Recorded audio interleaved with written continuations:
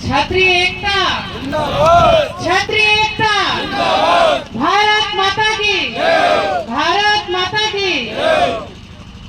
आज ये हम सबका सौभाग्य है। धन्यवाद, आभार व्यक्त करना चाहती हूँ क्षत्रिय युवा एकता संगठन के युवाओं को, जिन्होंने आगे बढ़कर एक अच्छे भव्य कार्यक्रम का आयोजन किया और हमारे भारत के महान पुरुष चक्रवर्ती सम्राट विक्रमादित्य जी का अभी बोला था जन्मोत्सव भी मनाते हैं और आज के दिन उन्होंने एक आदर्श साम्राज्य की स्थापना भी की थी। और जो हिंदू नव वर्ष की शुरुआत है 2000 वर्ष पहले राजा सम्राट विक्रमादित्य द्वारा ही की गई थी। ऐसे सम्राट विक्रमादित्य के चरणों में शीश झुकाकर नमन करती हूँ, वंदन करती हूँ। और भाइयों बहनों, आप सभी को नववर्ष की हार्दिक बधाई देती हूँ। साथ ही साथ नवरात्र की भी बहुत बहुत शुभकामनाएं देती हूँ। आज कितना अच्छा शुभ दिन है। आज के दिन मान्यता है कि सतयुग की स्थापना हुई थी, तो भगवान ब्रह्मा जी ने सृष्टि की रचना की थी और आज के दिन ही प्रभु श्री राम का राज्याभिषेक हुआ था।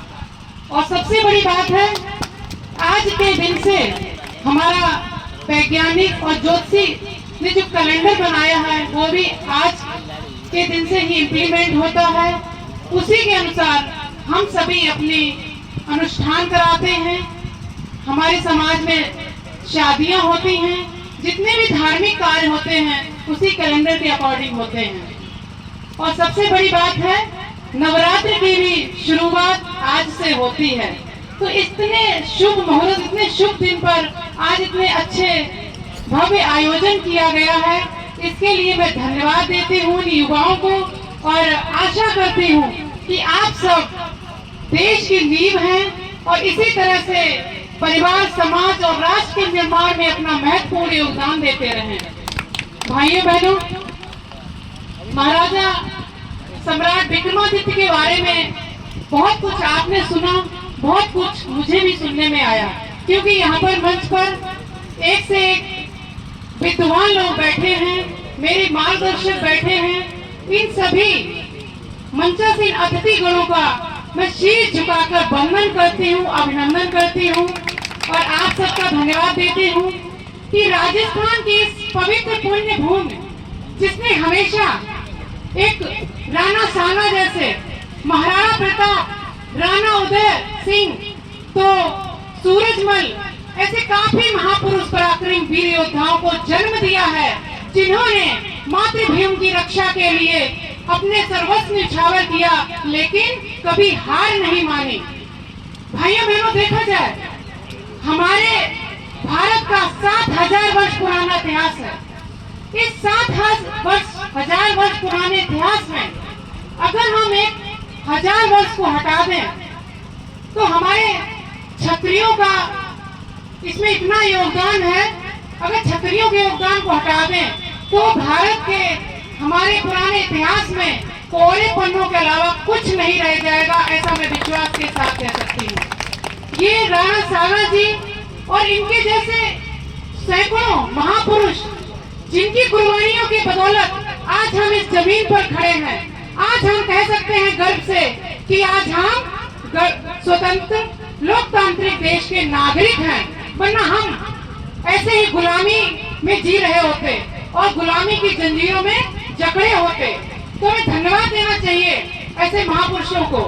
आज जिस तरह से मुद्दा उठ रहा है कि हमारे भारत के वीर महापुरुषों आदर्श राणा सांगा के लिए अब शब्द बोले जाते हैं, उनके लिए गलत शब्दों का उपयोग किया जाता है, अभद्र टिप्पणी की जाती है राज्यसभा सांसद द्वारा राज्यसभा में। ये इतना गलत बयान उनके द्वारा दिया गया है, क्या किसी भारत के नागरिक को सुनना चाहिए? मेरे अकॉर्डिंग तो जो भी भारत का नागरिक है उसको उसी समय जवाब देना चाहिए, क्योंकि राणा सांगा एक धर्म विशेष के लिए नहीं थे आदर्श, वो पूरे भारत के हर नागरिक के लिए एक आदर्श पुरुष है। और हमारी पीढ़ी और हम सब उनसे मातृभूमि की रक्षा के लिए उनसे प्रेरणा लेते हैं। ऐसे महापुरुष के बारे में अपशब्द बोलना, उन्हें गलत वर्ड यूज करना, ये बहुत ही गलत है और इसके लिए हम सबको आवाज उठानी चाहिए। जिससे कि अभी भाई साहब ने बताया और मैं भी आप सबसे निवेदन करती हूँ कि आगरा में 12 अप्रैल को महाराणा सांगा के लिए जो अभद्र टिप्पणी हुई है उसके विरोध में एक बहुत बड़ी जनसभा का आयोजन किया जा रहा है। आप सभी ज्यादा से ज्यादा संख्या में आकर अपनी उपस्थिति दर्ज कराएं और सिद्ध कर दें हम भारत के नागरिक हैं और भारत के महापुरुषों का अपमान कभी नहीं सुनना न सहन करना, क्योंकि इनकी बदौलत आज हम यहाँ खड़े हैं।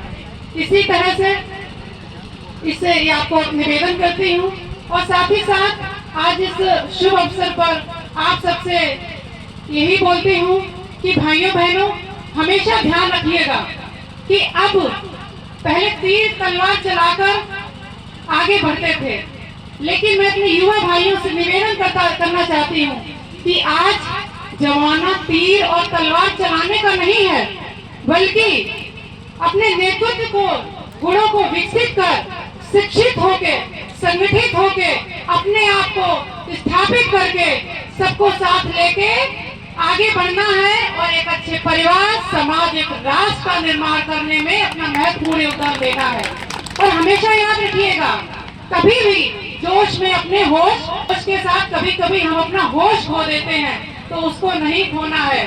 हमें अपनी मर्यादा अपनी लोकतांत्रिक व्यवस्था को ध्यान में रखते हुए कोई भी संकल्प लेना है, कोई काम करना है तो उसको विशेष ध्यान रखें, क्योंकि जब आप लोकतांत्रिक व्यवस्था को ध्यान में रखते हुए आगे बढ़ेंगे और अपनी शिक्षा मुझे जहाँ तक नजर आता है हमारे समाज में लोग शिक्षा को थोड़ा कम महत्व देते हैं। मुझे लगता है शिक्षा बहुत ही महत्वपूर्ण है। अगर आप शिक्षित नहीं होंगे तो आज के समय में अपने आप को कहीं पे भी आप खड़ा नहीं कर सकते।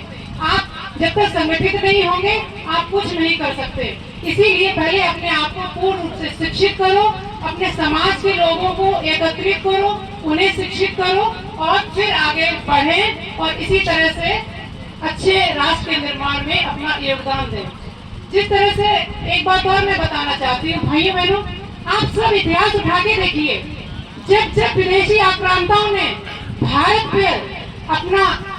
पर आक्रमण किया या भारत को लूटा, तभी लूट पाए हैं जब उन्होंने आपस में राजाओं को अलग किया, उनमें विभाजन किया।